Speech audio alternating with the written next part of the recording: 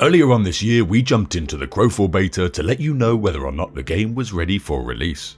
That release date has now been and gone, so we're heading back into the game to break it down for you and let you know if we think it's a play or a pass. Oh man. I'm dead. GG. No! Oh, I'm getting PvP'd. Coming. No! Oh! Okay.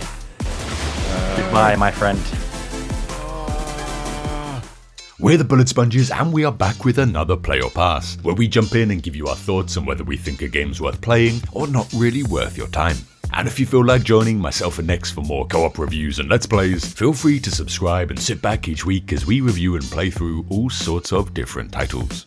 Crowfall itself has had a pretty hot and cold development process. The lovers of open world PvP saw the potential for a great PvP focused fantasy game, while others were worried that it was just another kickstarted cash grab.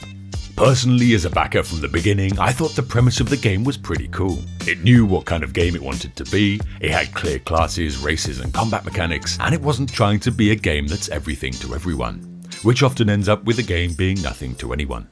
However, pre-release there seemed to be an issue with player retention. Some of the game's systems are pretty complex, and it doesn't do a very good job of explaining them, meaning that there's a risk that new players just get bored, and they never learn what the game has to offer. We're hoping to clear some of this up today, let you know what you can do in the game, explain some of the systems like combat, crafting and realm mechanics, and finish off with a conclusion to go over our final thoughts. Crowfall released on the 6th of July 2021, unfortunately alongside a lot of server and communication issues. But the devs worked hard to fix all the problems and it's now up and running, so let's find out if it's a play or a pass. So it's finally here, a game built around the niche of a pure PvP experience, one that will split the MMO player base from the get-go. But how far does it go to meeting its goals to this respect?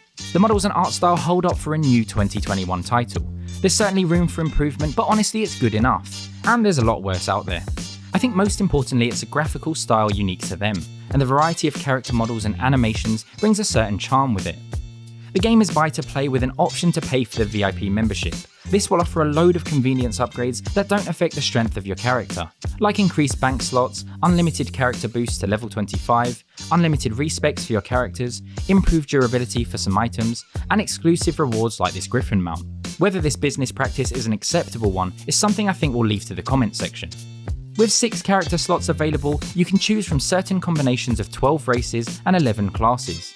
Each race option is quite distinct in appearance and unlike many other MMOs, makes a real difference to your gameplay. They all have different mobility cooldowns like a dash, teleport or a barrel roll, as well as different racial abilities, base stats and optimizations for specific crafting paths. The first point of contention for some might be that there's a fair amount of race locking, with each race only having the option of 3 to 4 of the classes, and a class such as the Duelist only being playable by one race. You could argue this helps shape the lore, but hopefully the benefits outweigh the potential downsides to these restrictions. The character customization options do provide a great foundation to work with, however the options are far and few between. Also take note that when you create your account name will effectively be the name people see above your head. Support are happy to change it for you however, so it's not a huge deal. Thanks Jacob, just remember you don't get the option to choose names when you create each character. This also means the guild you join is account wide across all characters too. The key element that needs to work for any PvP MMO player is the movement and combat. The characters feel grounded to the environment with nice landing animations and responds to walking over objects, and it just feels good to move around. There's ample movement abilities too, providing plenty of interesting approaches to engaging and disengaging. When coupled with the action combat centering the camera on your mouse, it's quite an immersive experience.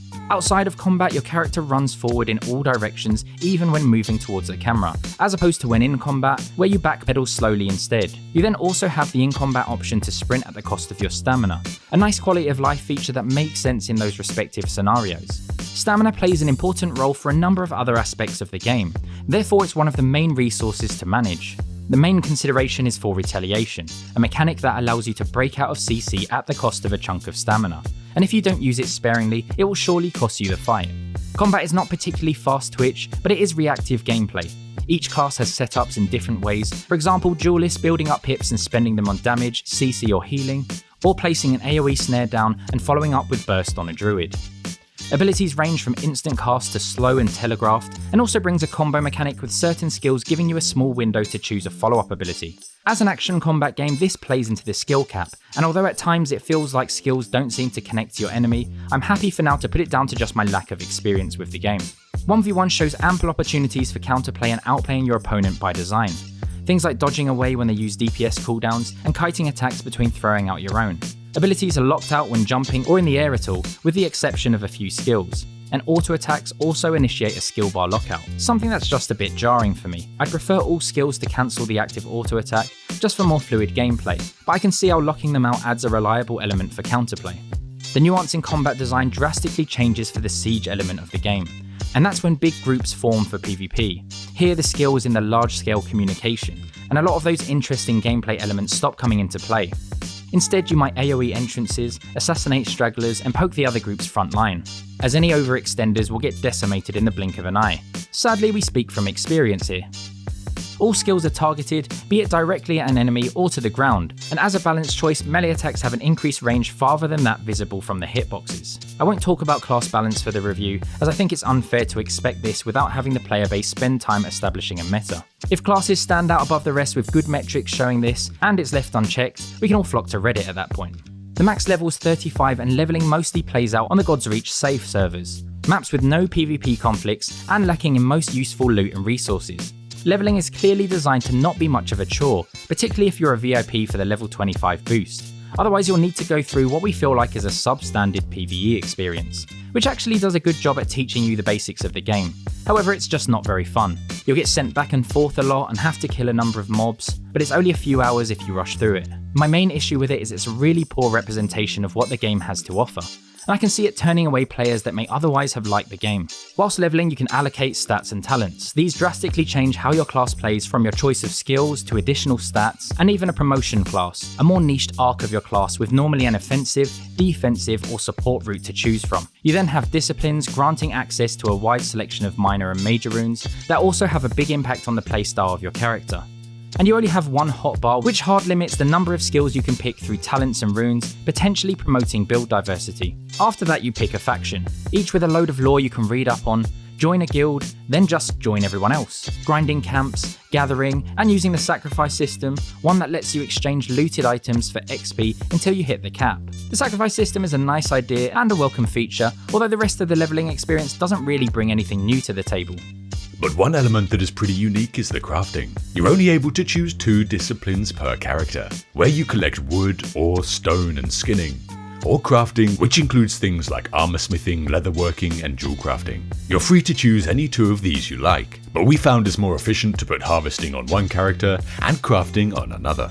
To start off, you have to buy your first disciplines from the vendor in the main city, and these allow you to craft intermediate gathering tools. These tools then give you a chance to find green disciplines. These disciplines will drop when you're out in the world harvesting nodes, and there's a small chance they pop out when the node gives you wood, stone or ore. Your progression through harvesting or crafting is determined by the level of discipline you have equipped, and the greens that are dropped from nodes can be equipped to replace your whites you bought from the vendor, or you can combine 3 of them to make a blue, then 3 blues make a purple, and 3 purples make an orange. The crafting mechanic is a nice variation on what you normally find in other MMOs, but the progression from green to orange is extremely expensive, and the grind needed to get all the green disciplines to get to orange requires hours and hours of farming materials. If you're part of a guild and you've committed the time to being a trusted gatherer or crafter, then this might not be an issue, as they can funnel the materials at gold to you. However, for the more casual players, this can be a massive turnoff. In addition to your disciplines, you also have tool belts, and these tool belts can be equipped after you've got your hands on green disciplines. The belts give you significant buffs, and their upgrades work in the same way as disciplines. They're just a lot more expensive to upgrade. Much like crafting, getting your character up to scratch gear-wise is an aspect heavily built into the overall game design. What I can imagine may be a contentious issue is the fact that everything you equip is worn down through gameplay, with no repair options available. This means attachment to your gear isn't going to be a thing, and you'll need to be sourcing material for replacements continuously, making grinding for resource a necessity for much of your playtime. This is a sign that being part of a guild might actually be essential to getting along with things in Crowfall. As Bias has mentioned, it's hugely beneficial to funnel resources into one person, and dedicating players in your community to those tasks will be the most efficient way to do so, particularly as the best gear in the game is through crafting. Outside of the God's Reach beginner-friendly servers, the other servers are set up for varied rule sets that revolve around a repeated gameplay loop. And that is to capture areas on a procedurally generated map for your faction on a faction server or guild on the guild servers. Every point on the map has a timed event allowing it to be captured, with each one nicely staggered across the day so you won't be waiting around for an objective to go for. Once it's captured or defended, the victor will receive points towards their guild or faction for that area until the event to defend it comes up again. While waiting for the capture events to start, you'll be farming materials mostly and working on completing objectives on the rewards board for some nice additional loot, all whilst trying not to die as your full inventory can be looted from your body. That whole gameplay loop is then rinsed and repeated until the end of the server's campaign. Small scale PvP is not impossible to find, but the situations don't last long most of the time before a bunch of buddies arrive, because there's no real benefit to having a small team or solo play. Instead I get to watch Bias getting wrecked from the safety of my stealth class. Oh, getting out of it. Mate, crap. 800 health. No. It feels I'm so bad just instantly dead. They all came back. Something you got ample payback for during our dueling sessions, which by the way you can only do in your personal instance, and not anywhere else in the game. The maps are fairly large and there's not much reason to go to most of the areas at any single point in time, so more often than not you'll find large groups of players at the few active areas, camps of mobs, or the next event about to start.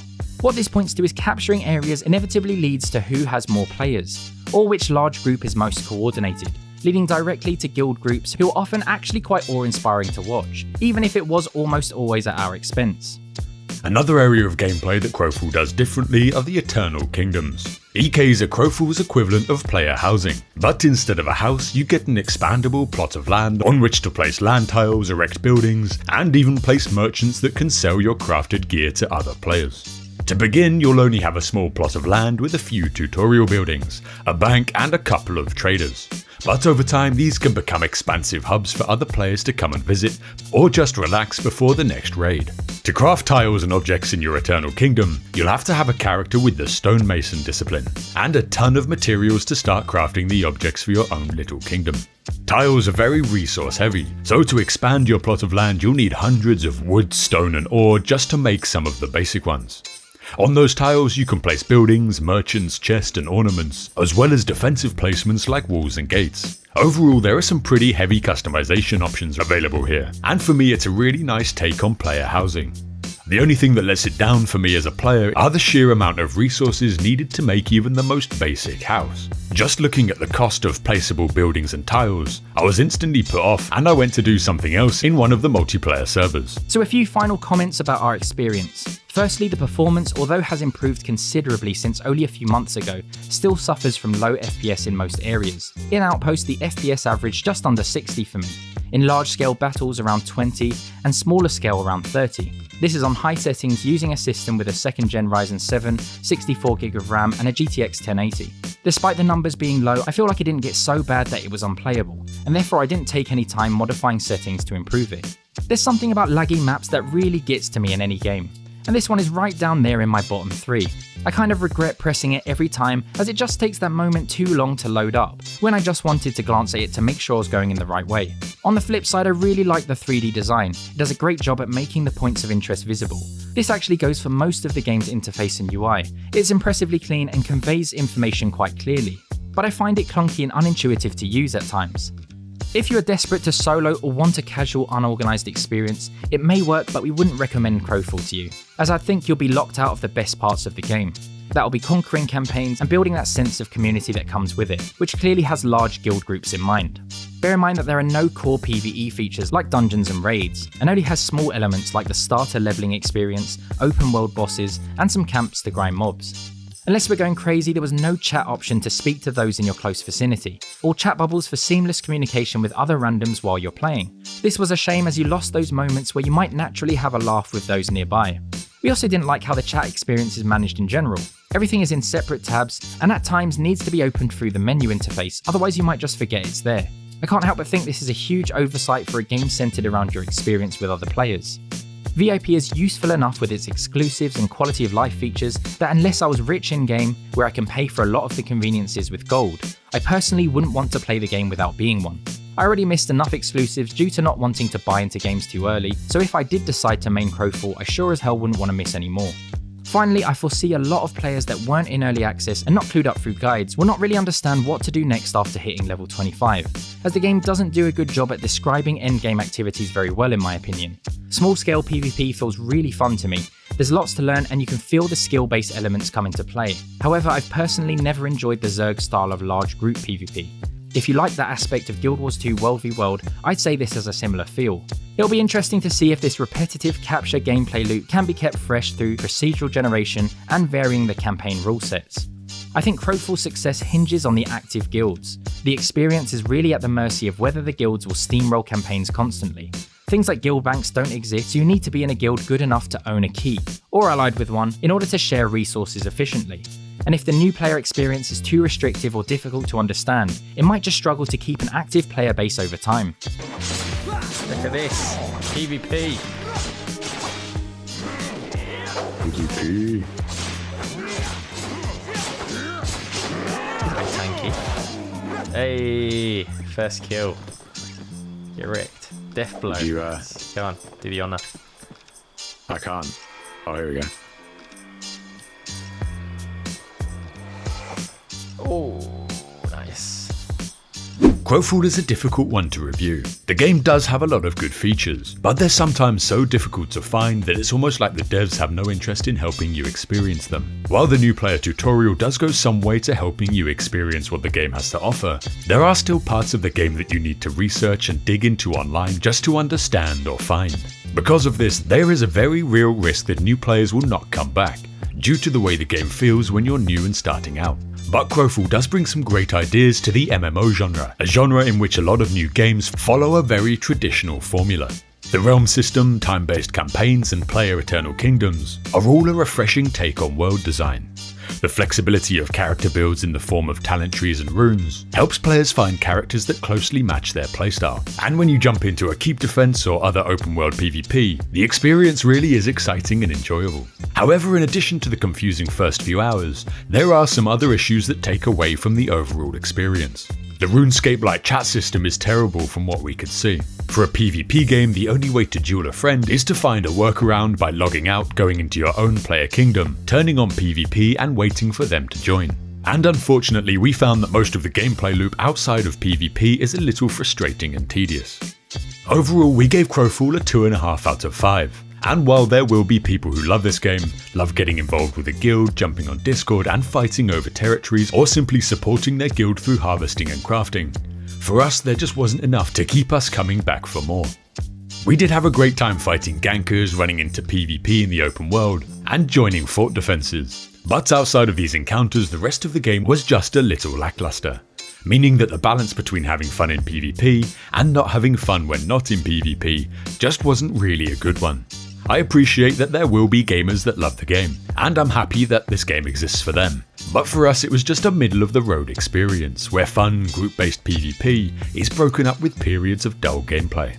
Even so, there is a pretty solid foundation here, and I hope that it continues to grow into the future.